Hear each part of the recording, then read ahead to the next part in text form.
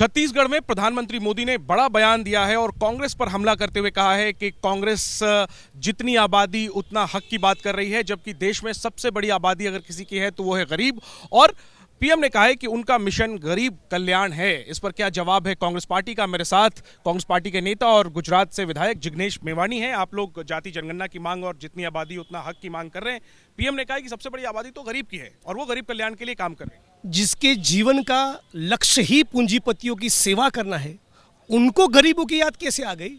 गुजरात में जब 100 में से 45 बच्चे कुपोषित थे, तब तो गरीबों की चिंता नहीं हुई। 100 में से 50-55 बहनें एनीमिक थी, तब तो गरीबों की चिंता नहीं हुई। आज भी इस मुल्क में 18 करोड़ 20 करोड़ लोगों के सर के ऊपर शेल्टर नहीं है, 5 करोड़ से ज़्यादा लोगों के घर को बिजली नहीं है। इन गरीबों की कभी मोदी जी ने चिंता नहीं की। यही गरीब और मजदूर और किसान का बेटा जब दिल्ली में लड़ रहा था, तब तो गरीब किसान के आंसू पोंछने कभी नहीं गए।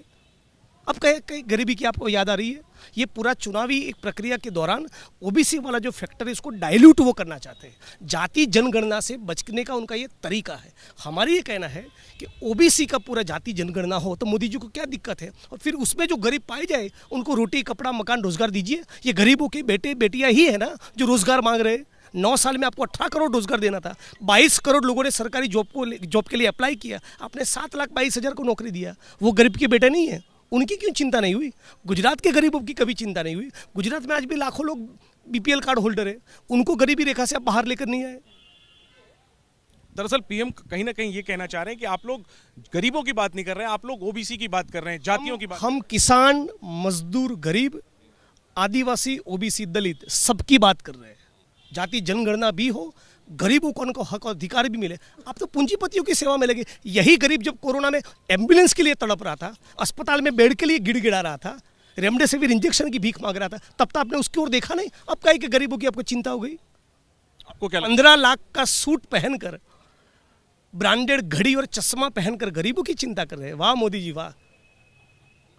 सर, एक और सवाल यह है कि एक निजी न्यूज पोर्टल से जुड़े हुए पत्रकारों पर दिल्ली पुलिस की स्पेशल सेल ने कार्रवाई की है। गरीबों की आवाज थे ये पत्रकार, ये उर्मिलेश, अभिसार शर्मा, ये जो सारे पत्रकार जिनके ऊपर यूएपीए लगाने की बात चल रही है, जिनके वहाँ छापे मारे, जिनको टारगेट किया जा रहा है, जिनकी गिरफ्तारी हो रही, जिनके खिलाफ मानो वो टेररिस्ट थे, उस प्रकार का जो परसेप्शन बनाया जा रहा है, ये सारे गरीबों की चिंता करने वाले पत्रकार थे।